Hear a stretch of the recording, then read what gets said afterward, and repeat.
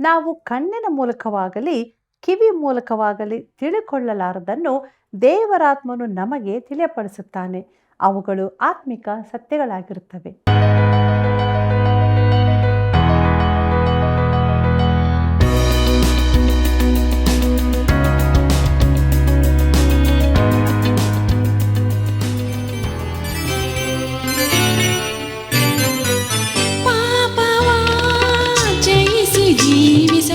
ಪರಿಶುದ್ಧನು ಕೊಡುವ ಬಲವುಂಟು. ಪಾಪವ ಜಯಿಸಿ ಜೀವಿಸಲು ಪರಿಶುದ್ಧನು ಕೊಡುವ ಬಲವುಂಟು. ಶೋಧನೆಯಲ್ಲಿ ಜಯಿಸಿ ಜೀವಿಸಲು ಪರಿಶುದ್ಧಾತ್ಮನ ಬಲವುಂಟು. ಶೋಧನೆಯಲ್ಲಿ ಜಯಿಸಿ ಜೀವಿಸಲು ಪರಿಶುದ್ಧಾತ್ಮನ ಬಲವುಂಟು. ನನ್ನ ಬಲಪಡಿಸುವ ಕ್ರಿಸ್ತನಿಂದ ನನಗೆ ಎಲ್ಲ ಮಾಡಲು ಬಲವುಂಟು.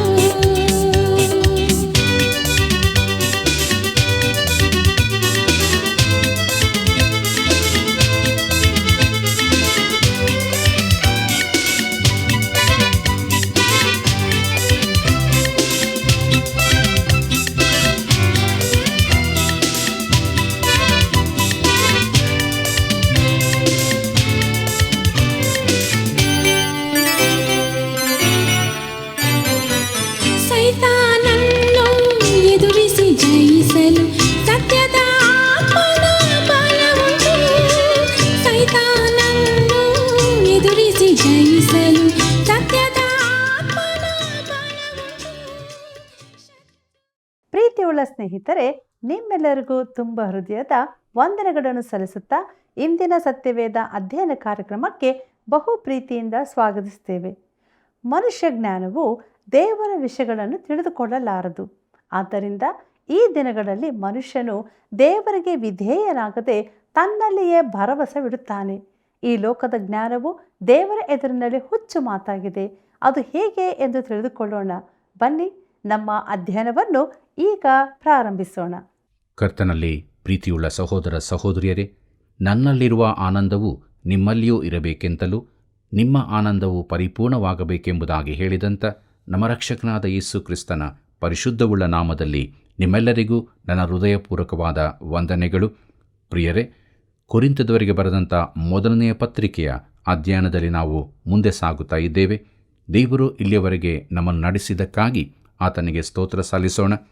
ನಮ್ಮ ಅಧ್ಯಯನವನ್ನು ಮುಂದುವರಿಸುವ ಹಾಗೆ ಕೊರಿಂಥದವರಿಗೆ ಬರೆದಂಥ ಮೊದಲನೇ ಪತ್ರಿಕೆ 1ನೇ ಅಧ್ಯಾಯ 18ನೇ ವಚನವನ್ನು ಗಮನಿಸಿರಿ.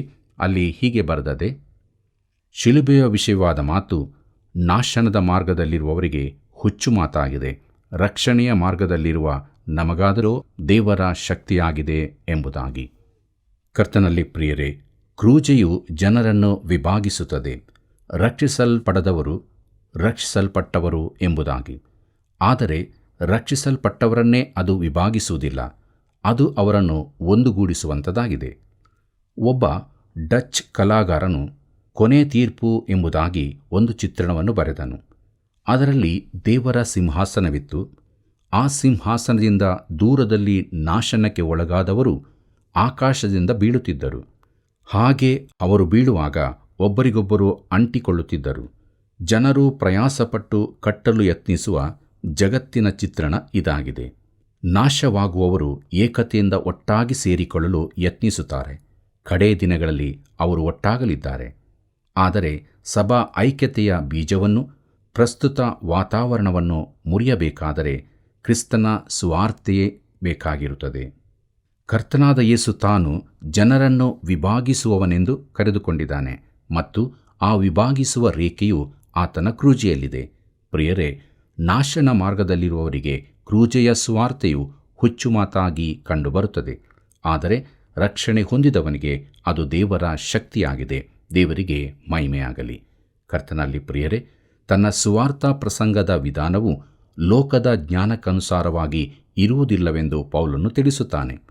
ಅದು ಈ ಲೋಕದ ಭಾಷಾಜ್ಞಾನ, ವಿಭಾಗಗಳು, ಜನಾಭಿಪ್ರಾಯಗಳು ಇಲ್ಲವೇ ತತ್ವಗಳನ್ನು ಅವಲಂಬಿಸಿಲ್ಲ. ಅವನು ಕೇವಲ ಕ್ರಿಸ್ತನ ಕ್ರೂಜೆಯನ್ನು ಜಗತ್ತಿನೆದುರು ಎತ್ತಿ ಹಿಡಿದನು. ನಾಶನದಲ್ಲಿರುವವರಿಗೆ ಕ್ರಿಸ್ತನ ಕ್ರೂಜೆಯು ಹುಚ್ಚು ಮಾತಾಗಿರುತ್ತದೆ. ಆದರೆ ರಕ್ಷಣೆ ಹೊಂದಿದ ವ್ಯಕ್ತಿಗೆ ಅದು ದೇವರ ಶಕ್ತಿಯಾಗುತ್ತದೆ. ಪ್ರಿಯರೇ, ಕ್ರಿಸ್ತನ ಕ್ರೂಜೆಯು ಲೋಕವನ್ನು ವಿಭಾಗಿಸುತ್ತದೆ, ಆದರೆ ಅದು ಸಭೆಯನ್ನು ಒಡೆಯುವುದಿಲ್ಲ. ಕೊರಿಂಥದವರಿಗೆ ಬರೆದಂಥ ಮೊದಲನೇ ಪತ್ರಿಕೆ 1ನೇ ಅಧ್ಯಾಯ 19ನೇ ವಚನದಿಂದ 21ನೇ ವಚನದವರೆಗೆ ಗಮನಿಸಿರಿ. ಅಲ್ಲಿ ಹೀಗೆ ಬರೆದದೆ: ಜ್ಞಾನಿಗಳ ಜ್ಞಾನವನ್ನು ನಾಶ ಮಾಡುವೆನು, ವಿವೇಕಿಗಳ ವಿವೇಕ ನಿರಾಕರಿಸುವೆನು ಎಂಬುದಾಗಿ ಶಾಸ್ತ್ರೋಕ್ತಿಯುಂಟಲ್ಲ. ಜ್ಞಾನಿಯು ಎಲ್ಲಿ? ಶಾಸ್ತ್ರಿಯಲ್ಲಿ? ಇಹಲೋಕದ ತರ್ಕವಾದಿಯಲ್ಲಿ? ದೇವರು ಇಹಲೋಕ ಜ್ಞಾನವನ್ನು ಹುಚ್ಚುತನವಾಗ ಮಾಡಿದ್ದಾನಲ್ಲವೇ? ಹೇಗೆಂದರೆ ಲೋಕವು ಜ್ಞಾನವೆನಿಸಿಕೊಳ್ಳುವ ಮಾರ್ಗದಿಂದ ದೇವರನ್ನು ತಿಳುಕೊಳ್ಳದೆ ಹೋದದ್ದು ದೇವರ ಜ್ಞಾನದ ಸಂಕಲ್ಪವೇ. ಹೀಗಾದ ಮೇಲೆ ಹುಚ್ಚು ಮಾತು ಎಣಿಸಿಕೊಂಡಿರುವ ನಮ್ಮ ಪ್ರಸಂಗದಿಂದಲೇ ನಂಬುವವರನ್ನು ರಕ್ಷಿಸುವುದು ದೇವರಿಗೆ ಒಳ್ಳೆಯದೆಂದು ತೋಚಿತು ಎಂಬುದಾಗಿ. ಪ್ರೀತಿಯುಳ್ಳ ಸಹೋದರ ಸಹೋದರಿಯರೇ, ಪೌಲನು ಮಾನವ ಜನಾಂಗವನ್ನು ಜನಾಂಗ ರೀತಿಯಲ್ಲಿ 2 ಭಾಗವಾಗಿ ವಿಭಾಗಿಸುತ್ತಾನೆ, ಯಹೂದ್ಯರು ಹಾಗೂ ಗ್ರೀಕರು ಎಂಬುದಾಗಿ. ಈ 2 ವಿಭಾಗಗಳನ್ನು ಅವನು ಸ್ಪಷ್ಟವಾಗಿ ಗುರುತಿಸುತ್ತಾನೆ.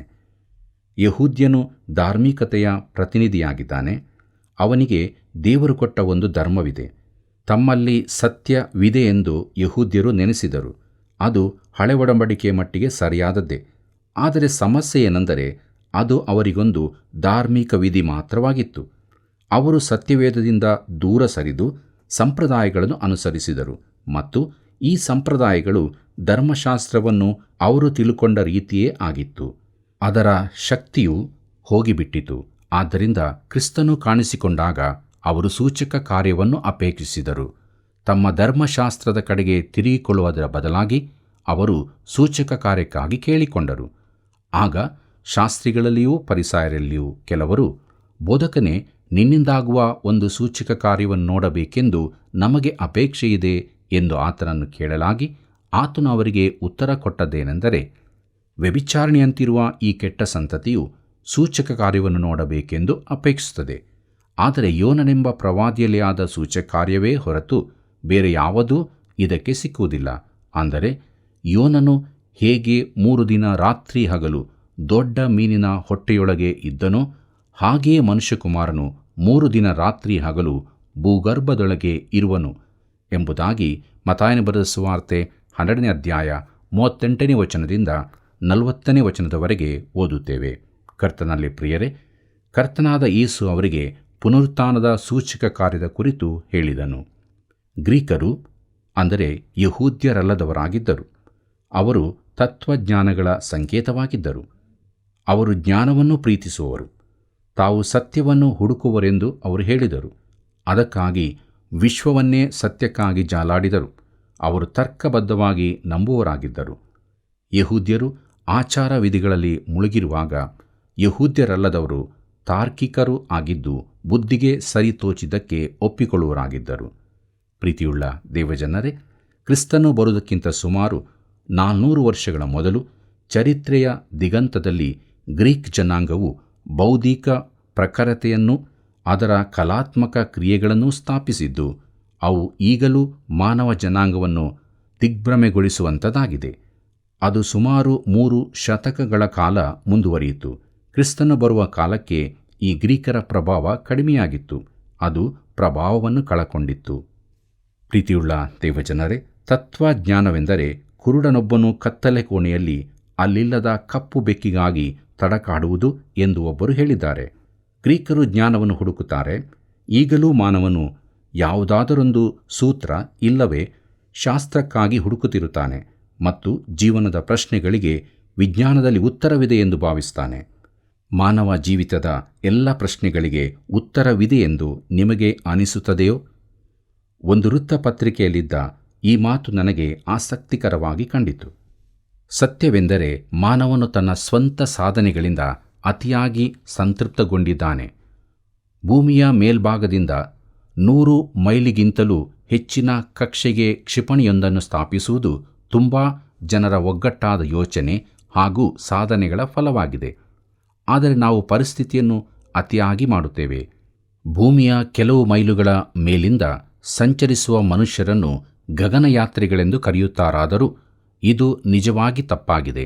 ನಕ್ಷತ್ರಗಳ ನಡುವೆ ಸಂಚರಿಸುವವರು ಮಾತ್ರ ಗಗನಯಾತ್ರಿಗಳಾಗುತ್ತಾರೆ ಮತ್ತು ಹೆಚ್ಚಿನ ನಕ್ಷತ್ರಗಳು ಭೂಮಿಯಿಂದ ಸಾವಿರಾರು ಜ್ಯೋತಿರ್ವರ್ಷಗಳಷ್ಟು ದೂರದಲ್ಲಿದೆ. ಕರ್ತನಲ್ಲಿ ಪ್ರಿಯರೇ, ತನಗೆ ಕೆಲವು ಉತ್ತರಗಳು ದೊರಕಿವೆಯೆಂದು ಮಾನವನು ನೆನೆಸುತ್ತಾನೆ. ಜ್ಞಾನಿಯಾದವನು ಎಲ್ಲಿದ್ದಾನೆ? ಇದು ಒಂದು ಒಳ್ಳೆಯ ಪ್ರಶ್ನೆಯಾಗಿದೆ.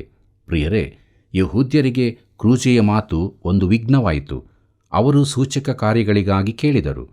ತಮಗೆ ದಾರಿ ತೋರಿಸುವವರು ಯಾರಾದರೂ ಬೇಕೆಂದು ಅಪೇಕ್ಷಿಸಿದರು. ಮಾರ್ಗದರ್ಶಕರಿಗಾಗಿ ಕಾದರು. ರೋಮ್ ಚಕ್ರಾಧಿಪತ್ಯದ ಬಲವನ್ನು ಮುರಿಯುವ ಯಾರಾದರೂ ಬಂದಿದ್ದರೆ ಅವರು ಸ್ವೀಕರಿಸುತ್ತಿದ್ದರು. ಆದರೆ ಕ್ರೂಜೆಗೆ ಹಾಕಲ್ಪಟ್ಟ ಕ್ರಿಸ್ತನು ಅವರಿಗೆ ಅವಮಾನಕರವಾಗಿ ಕಂಡನು. ಅದು ಒಂದು ಸೋಲಾಗಿತ್ತು, ವಿಜಯವಲ್ಲ. ಅವರು ಅದನ್ನು ಒಪ್ಪಿಕೊಳ್ಳಲು ಎಂದಿಗೂ ಸಿದ್ಧರಿರಲಿಲ್ಲ.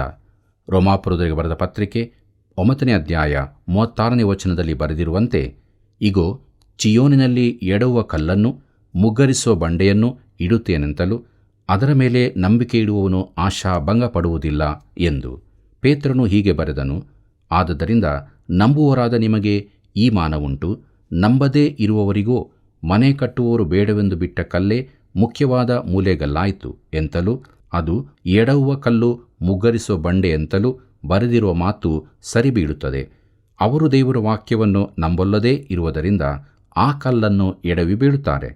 ಅದಕ್ಕಾಗಿಯೇ ಅವರು ನೇಮಕವಾದವರು ಎಂಬುದಾಗಿ ಪೇತ್ರನು ಬರೆದಂಥ 1ನೇ ಪತ್ರಿಕೆ 2ನೇ ಅಧ್ಯಾಯ 7 ಮತ್ತು 8ನೇ ವಚನದಲ್ಲಿ ಓದುತ್ತೇವೆ. ಪ್ರಿಯರೇ, ಕ್ರೂಜಿಸಲ್ಪಟ್ಟ ಕ್ರಿಸ್ತನು ಯಹೂದ್ಯರಿಗೂ ಎಡವುವ ಕಲ್ಲಾದನು. ಗ್ರೀಕರಿಗೆ, ಅಂದರೆ ಯಹೂದ್ಯರಲ್ಲದವರಿಗೆ, ಕ್ರೂಜೆಯು ಹುಚ್ಚು ಮಾತಾಗಿದೆ, ಅರ್ಥವಿಲ್ಲದ ಮಾತಾಗಿದೆ. ಅವರು ಅದನ್ನು ಪೂರಾ ಕಲ್ಪನಾಕತೆ, ಹಾಸ್ಯಾಸ್ಪದವಾದದ್ದು, ಬುದ್ಧಿವಿರುದ್ಧವಾದದ್ದು, ಲೌಕಿಕವಾದದ್ದು ಎಂದು ಭಾವಿಸಿದರು. ಪ್ರಿಯರೇ, ಪೌಲನು ತತ್ವಶಾಸ್ತ್ರದ ಮೇಲೆರಗುತ್ತಾನೆ. ಅವನು ಕೊರಿಂಥದಲ್ಲಿದ್ದಾಗ ಕ್ರಿಸ್ತನನ್ನು ಪ್ರಚುರಪಡಿಸುತ್ತಿದ್ದನು. ಅವರು ಎದುರಿಸಿ ದೂಷಿಸಲಾಗಿ ಅವನು ತನ್ನ ವಸ್ತ್ರಗಳನ್ನು ಜಾಡಿಸಿ ಅವರಿಗೆ, ನಿಮ್ಮ ನಾಶನಕ್ಕೆ ನೀವೇ ಹೊಣೆ. ನಾನು ಇಂದಿನಿಂದ ಶುದ್ಧ ಮನಸ್ಸುಳ್ಳವನಾಗಿ ಅನ್ಯಜನರ ಬಳಿಗೆ ಹೋಗುತ್ತೇನೆ ಎಂದನು. ಪ್ರಿಯರೇ, ತತ್ವಜ್ಞಾನವು ಮಾನವನನ್ನು ಈ ಲೋಕದ ಗುಂಡಿಯಿಂದ ಮೇಲಕ್ಕೆತ್ತಬಲ್ಲದೋ? ಅದಕ್ಕೆ ಇವರಿಗೆ ಸಾಧ್ಯವಾಗಲಿಲ್ಲ. ಕ್ರೂಜೆಯ ಪ್ರಸಂಗ, ಅದರಲ್ಲಿರುವ ಸಂದೇಶವನ್ನು ಪ್ರಾಕೃತ ಮನುಷ್ಯನು ಅರ್ಥವಿಲ್ಲದ್ದು ಎಂದು ಭಾವಿಸ್ತಾನೆ. ಈಗಲೂ ಮಾನವನು ಅದನ್ನು ನಿರಾಕರಿಸುತ್ತಿದ್ದಾನೆ. ಈ ದಿನಗಳಲ್ಲಿ ಲೋಕಜ್ಞಾನವು ಬಡತನ ನಿರ್ಮೂಲನದಂತಹ ಕಾರ್ಯಕ್ರಮಗಳನ್ನು ಹಾಕಿಕೊಳ್ಳುವಂಥದ್ದಾಗಿದೆ. ಇಲ್ಲವೇ ವಿದ್ಯೆಯ ಮೂಲಕ ಮಾನವನನ್ನು ಅವನ ಸಮಸ್ಯೆಗಳಿಂದ ಬಿಡಿಸಲು ಯತ್ನಿಸುತ್ತದೆ. ಮಾನವನಿಗೆ ಈ ದಿನದಲ್ಲಿ ಅವಶ್ಯವಾದದ್ದು ಸುವಾರ್ತೆಯೇ. ಪ್ರಿಯರೇ, ಲೋಕದ ಜ್ಞಾನವು ಇದನ್ನು ತಿಳಿದುಕೊಳ್ಳಲೇ ಇಲ್ಲ. ಪೌಲನು ಇನ್ನೊಂದು ರೀತಿಯ ಮಾನವರ ಕುರಿತು ಹೇಳುತ್ತಾನೆ. ಆದರೆ ದೇವರಿಂದ ಕರೆಸಿಕೊಂಡವರು ಯಹೂದ್ಯರಾಗಲಿ ಗ್ರೀಕರಾಗಲಿ ಇವರು ಆರಿಸಲ್ಪಟ್ಟವರು.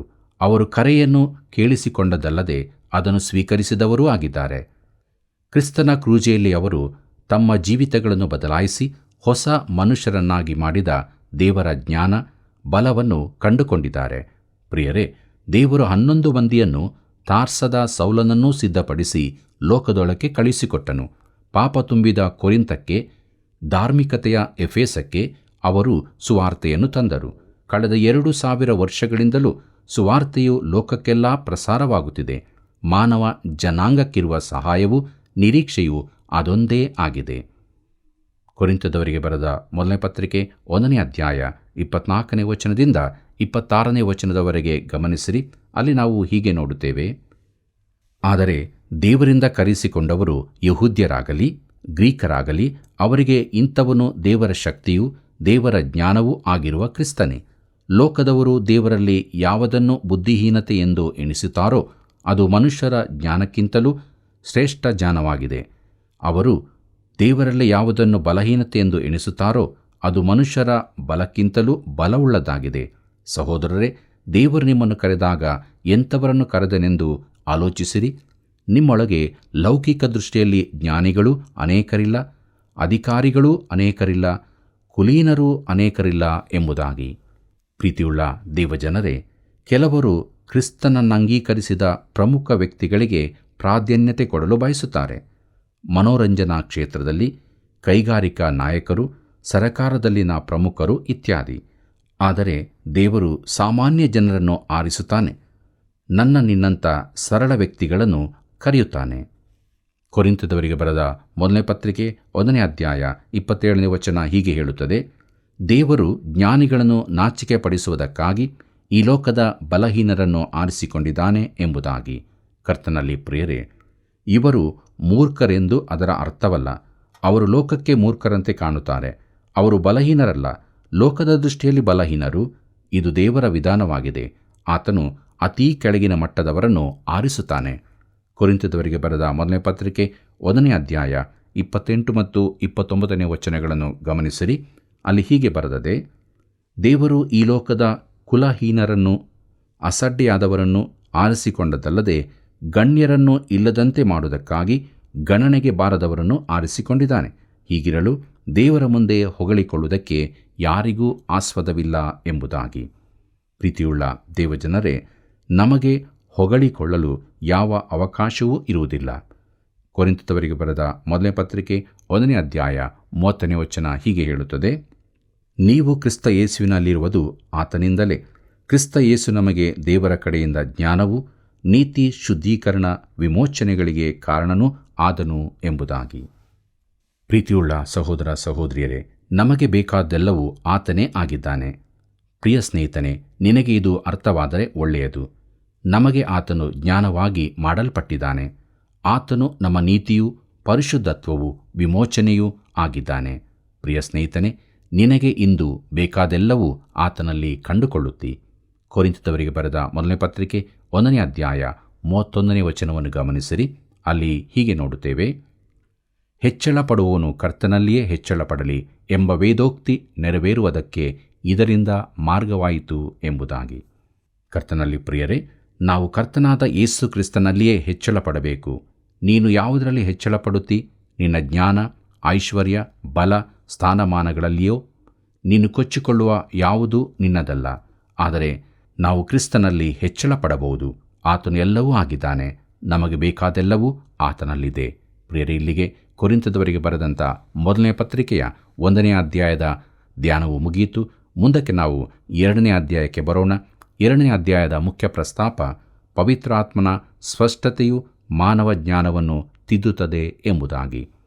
ಪ್ರೀತಿಯುಳ್ಳ ದೇವಜನರೇ, ಕೊರಿಂಥದವರಿಗೆ ಬರೆದ ಮೊದಲನೇ ಪತ್ರಿಕೆ 2ನೇ ಅಧ್ಯಾಯ 1ನೇ ವಚನ ಹೀಗೆ ಹೇಳುತ್ತದೆ, ಸಹೋದರರೇ, ನಾನಂತೂ ದೇವರು ಹೇಳಿಕೊಟ್ಟ ಮಾತನ್ನು ತಿಳಿಸುವನಾಗಿ ನಿಮ್ಮ ಬಳಿಗೆ ಬಂದಾಗ ವಾಕ್ಚಾತುರ್ಯದಿಂದಾಗಲಿ ಜ್ಞಾನಾಡಂಬರದಿಂದಾಗಲಿ ಬರಲಿಲ್ಲ ಎಂಬುದಾಗಿ. ಕರ್ತನಲ್ಲಿ ಪ್ರೀತಿಯುಳ್ಳ ಸಹೋದರ ಸಹೋದರಿಯರೇ, ಪೌಲನು ಪ್ರಸಂಗಿಸುವುದರಲ್ಲಿ ತತ್ವಜ್ಞಾನದ ವಿಧಾನಗಳನ್ನು ಉಪಯೋಗಿಸಲಿಲ್ಲವೆಂಬುದನ್ನು ಗಮನಿಸಿರಿ. ಅವನು ವಿಷಯಗಳನ್ನು ಪ್ರಸ್ತಾಪಿಸಿ ಬೋಧಿಸುವನಲ್ಲ, ಅವನು ದೇವರ ವಾಕ್ಯವನ್ನು ವಿವರಿಸುವವನು.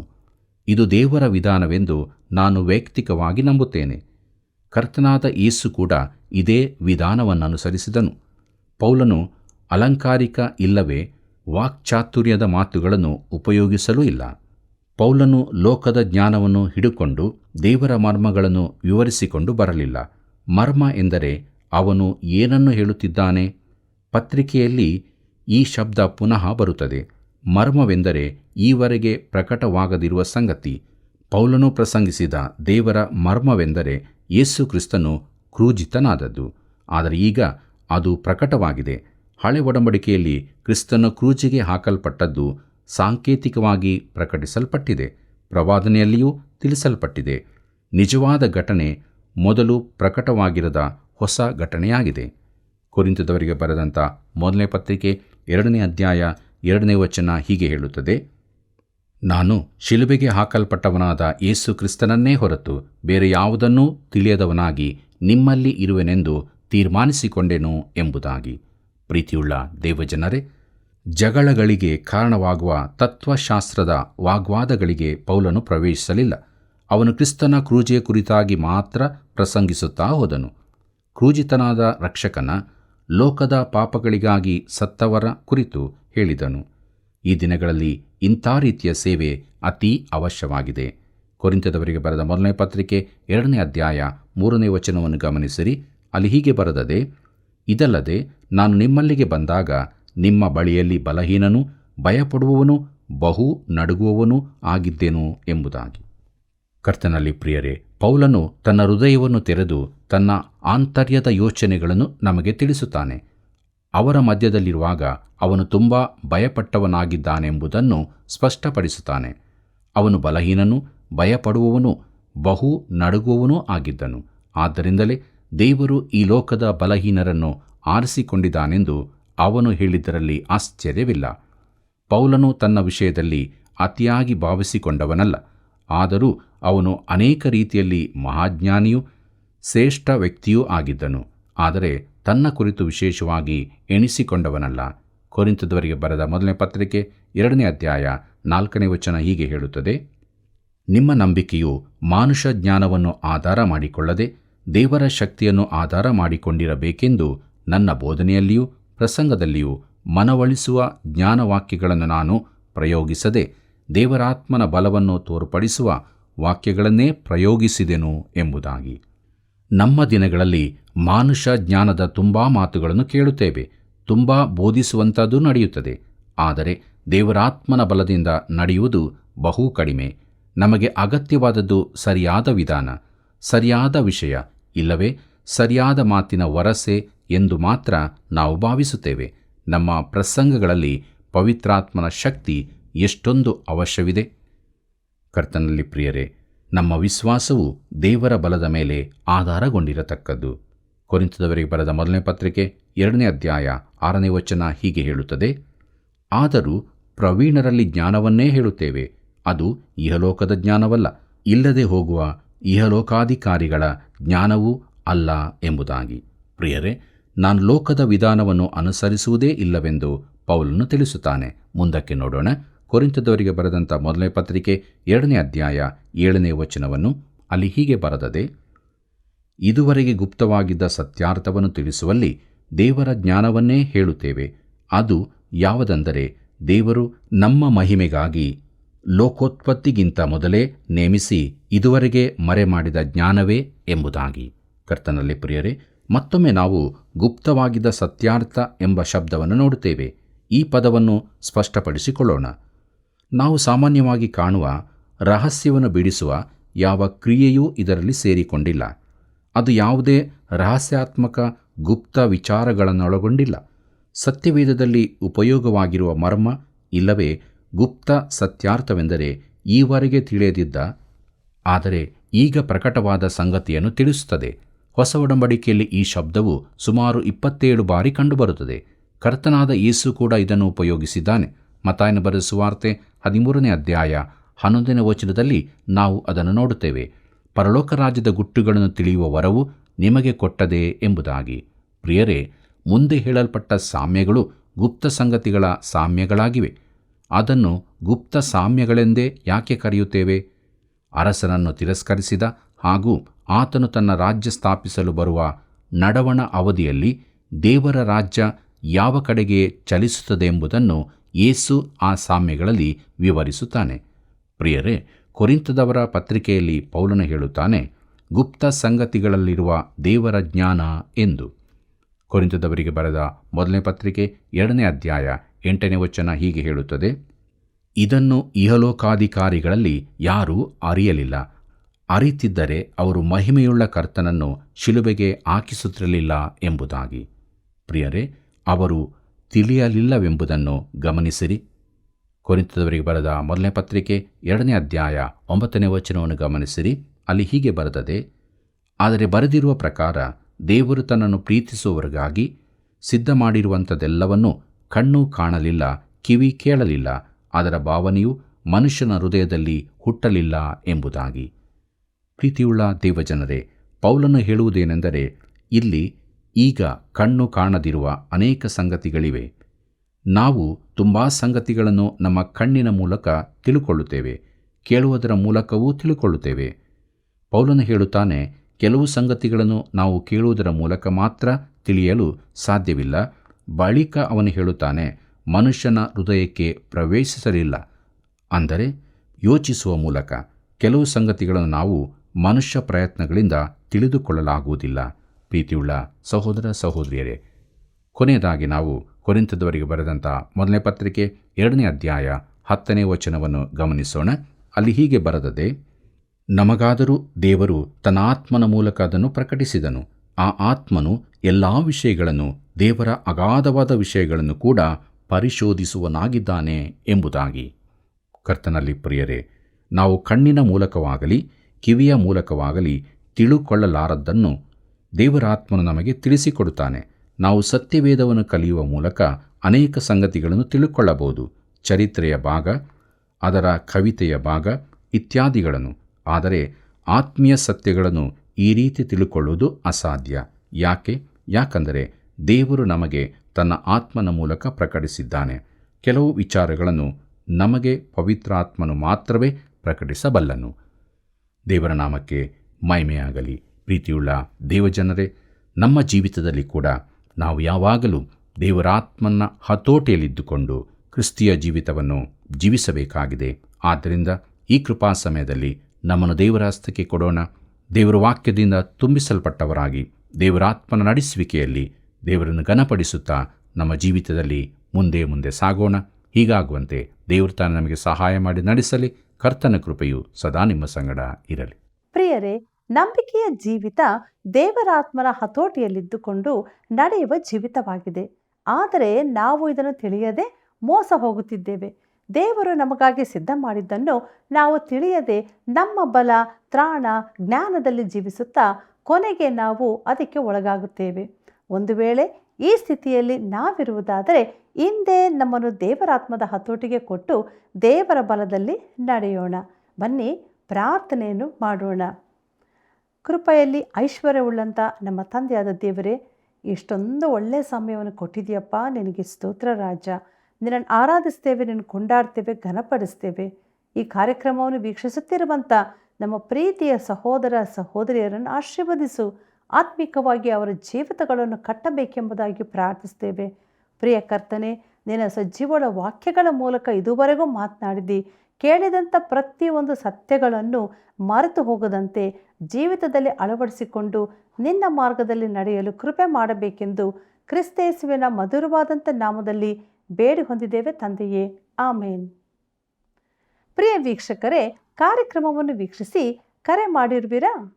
ಒಂದು ವೇಳೆ ಈವರೆಗೂ ನೀವು ಕರೆ ಮಾಡದಿದ್ದರೆ ಹಿಂದೆ ಕರೆ ಮಾಡಿರಿ. ಮಿಸ್ ಕಾಲ್ ಕೊಟ್ಟು ಸೇವೆಯನ್ನು ಬೆಂಬಲಿಸಿರಿ. ತಿರುಗಿ ಭೇಟಿಯಾಗೋಣವೇ?